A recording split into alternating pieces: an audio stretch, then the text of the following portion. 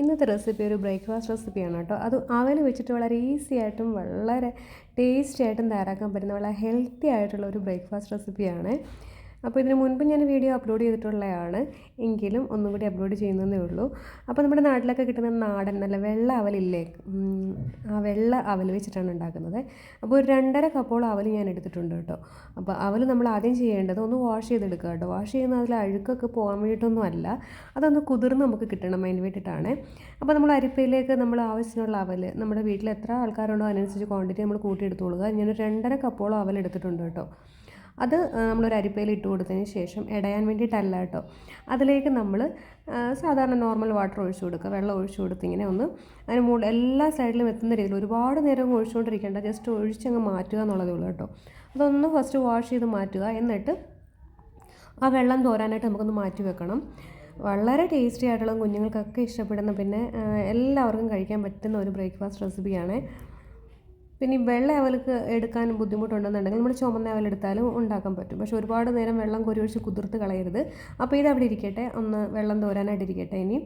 അപ്പോൾ ഫസ്റ്റ് നമ്മളൊന്ന് വെള്ളം ഒഴിച്ച് അതൊന്ന് കുതിരാനായിട്ട് ജസ്റ്റ് ഒന്ന് മാറ്റി വെക്കുക. അപ്പോൾ നമ്മളുടെ ആ ഇടച്ചിലില്ല, അതിൽ കൂടിയ വെള്ളം എല്ലാം ഒന്ന് പോയിക്കോളും. ഇനി നമുക്ക് അതിനുള്ളൊരു മസാലയൊക്കെ ഒന്ന് തയ്യാറാക്കണം. അപ്പോൾ ഇതൊന്ന് ഇളക്കി താഴെ എല്ലായിടവും കൂടി ഒന്ന് യോജിപ്പിക്കുക. വെള്ളം എല്ലാം എല്ലാ സൈഡിലും എത്തണം, എന്ന് വെച്ചാൽ അവൽ നന്നായിട്ടൊന്ന് കുതിർന്നിരിക്കണം, അതിന് വേണ്ടിയിട്ടാണ്. അപ്പോൾ ആ സ്പൂൺ വെച്ച് ഞാനൊന്ന് ഇളക്കി യോജിപ്പിച്ചിട്ട് വെള്ളം എല്ലാം താഴേക്ക് പോയിട്ടുണ്ട്, വാർന്ന് പോയിട്ടുണ്ട്. അതൊരു 2 മിനിറ്റ് അവിടെ ഇരിക്കുമ്പോഴത്തേക്കും നമുക്ക് അതിൻ്റെ മസാലയൊക്കെ ഒന്ന് സെറ്റാക്കി എടുക്കാം. അപ്പോൾ നല്ല രീതിയിലൊന്ന് ഇളക്കി എല്ലാ സൈഡിലും ഒന്ന് ഇളക്കിയതിന് ശേഷം ആ വെള്ളം എല്ലാം താഴോട്ട് പോയി നമ്മൾ ഉറപ്പ് വരുത്തിക്കോണേ. അപ്പോൾ അതവിടെ ഇരിക്കട്ടെ. ഇനി നമ്മൾ ചെയ്യുന്ന ഒരു ഉരുളക്കിഴങ്ങ് എടുക്കുന്നുണ്ട്.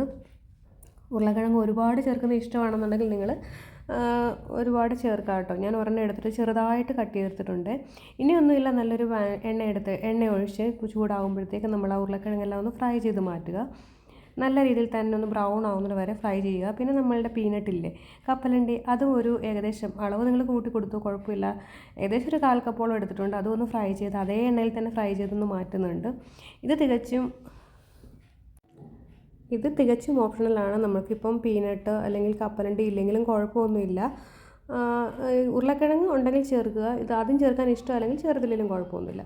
ഇനി ഒരു പാൻ എടുക്കുക, അതിലേക്ക് ഓയിൽ ഒഴിച്ചു കൊടുക്കുക. ഓയിൽ നന്നായിട്ട് ചൂടാകുന്നുണ്ടെങ്കിൽ നമ്മൾ ജീരകം, മുഴുവനേ ഉള്ള ജീരകമാണ്, ഏകദേശം 1.5-2 ടേബിൾ സ്പൂണോളം ജീരകം നന്നായിട്ട് ഇട്ട് കൊടുക്കണം. ഈ നോർത്ത് ഇന്ത്യൻ ഡിഷിൻ്റെ പ്രത്യേകത എന്ന് വെച്ച് കഴിഞ്ഞാൽ ജീരകം നന്നായിട്ടുണ്ടാവും.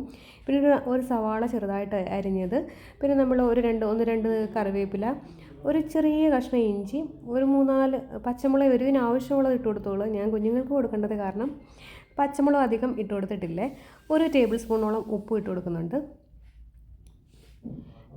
ഇനി അതിലേക്കൊരു 1/2 ടേബിൾ സ്പൂൺ മഞ്ഞൾപ്പൊടി ഇട്ട് കൊടുക്കുന്നുണ്ട്. പിന്നെ അതിലേക്കൊരു 1/4 ടേബിൾ സ്പൂൺ മുളക് പൊടി ഇട്ട് കൊടുക്കുന്നു. നമ്മളിപ്പോൾ മുളക് പൊടി ഇട്ട് കൊടുക്കുന്നത് ജസ്റ്റ് ഒന്ന് ബാലൻസ് ചെയ്യാൻ വേണ്ടിയിട്ടാണ്. ചിലർ ഇതിൽ പഞ്ചസാരയും കൂടി ഇട്ട് കൊടുക്കാറുണ്ട്, ഒരു പിഞ്ച് പഞ്ചസാര ഇട്ട് കൊടുക്കാറുണ്ട്. ഞാനത് ഇടുന്നില്ല. അപ്പോൾ നല്ല രീതിയിൽ തന്നെ ഒന്ന് ഇളക്കി യോജിപ്പിക്കുക. നല്ല രീതിയിലൊന്ന് ഇളക്കി യോജിപ്പിച്ചതിന് ശേഷം നമ്മളുടെ കുതിർത്ത അവലില്ലേ, അതങ്ങോട്ട് തട്ടിയിട്ട് കൊടുക്കുക. ഓക്കെ, തട്ടിയിട്ട് കൊടുത്തതിന് ശേഷം നല്ല രീതിയിൽ മസാലയൊക്കെ പിടിക്കത്തക്ക രീതിയിൽ അങ്ങോട്ട് ഇളക്കുക. നമ്മളിപ്പോൾ മസാലയായിട്ട് ചേർത്തിരിക്കുന്ന മുളക് പൊടിയും മഞ്ഞൾപ്പൊടിയും അല്ലാണ്ട് വേറെ ഒന്നും ചേർത്തിട്ടില്ല അല്ലേ.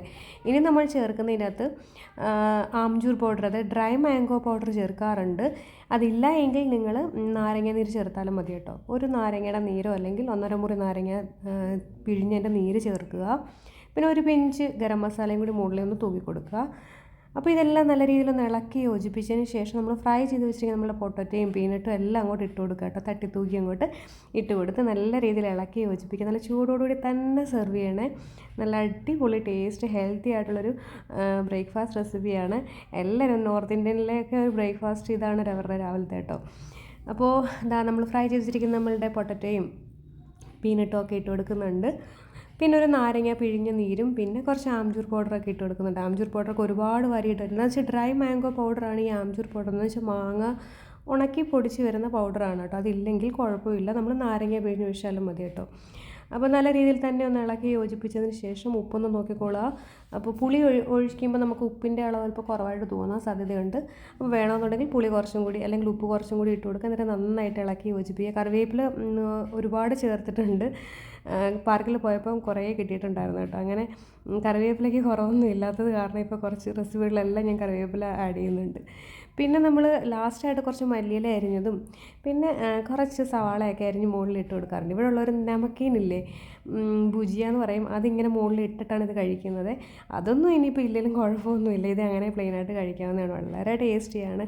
കണ്ടില്ലേ, അവലാണെന്ന് പോലും പറയില്ല, ഒന്നും ഒട്ടിപ്പിടിക്കാതെ വളരെ നല്ല ടേസ്റ്റി ആയിട്ടുള്ള ഇതേ. കണ്ടില്ലേ, നമ്മൾ സാധാരണ ഉപ്മാവ് ഉണ്ടാക്കിയാൽ പോലും, റവയുടെ ഉപ്മാവ് ഉണ്ടാക്കിയാൽ പോലും ഒട്ടിപ്പിടിക്കാറില്ലേ, ഇത് നോക്കിക്കേ, ഒന്നും ഒട്ടിപ്പിടിക്കാതെ നല്ല ഭംഗിയായിട്ട് കിടപ്പുണ്ട്. അതുപോലെ തന്നെ നല്ല ടേസ്റ്റിയാണ്. അപ്പോൾ എല്ലാവരും ട്രൈ ചെയ്യാൻ. ഞാൻ കുറച്ച് സവാള അരിഞ്ഞതും ഒരു നാരങ്ങയും കൂടി എടുത്ത് വെച്ചിട്ടുണ്ട്, ഒരു ഭംഗിക്ക് വേണ്ടിയിട്ട് കേട്ടോ. വീഡിയോ ഒക്കെ എടുക്കുമല്ലേ, അതിന് വേണ്ടിയിട്ട്. നാരങ്ങ അതിൻ്റെ മുകളിലേക്ക് പിഴിഞ്ഞ് വേണമെന്നുണ്ടെങ്കിൽ ഒഴിക്കാം, ഇല്ലെങ്കിൽ ആവശ്യത്തിന് പുളി ഉണ്ടെന്നുണ്ടെങ്കിൽ അങ്ങനെ കഴിക്കാം. ഓക്കെ, അപ്പോൾ കുറച്ച് മല്ലിയിലയും കൂടി മുകളിലേക്ക് ഇടുന്നുണ്ട്. ഇത്രയേ ഉള്ളൂ. വളരെ സിമ്പിളായിട്ടുള്ളൊരു ബ്രേക്ക്ഫാസ്റ്റ് റെസിപ്പിയാണ്. ഒരു 2 മിനിറ്റ് 3 മിനിറ്റ് പോലും വേണ്ട, പെട്ടെന്ന് തയ്യാറാക്കി എടുക്കാം. അപ്പോൾ നെക്സ്റ്റ് റെസിപ്പിയുമായി കാണുമ്പോൾ പറയും bye. Thank you for watching.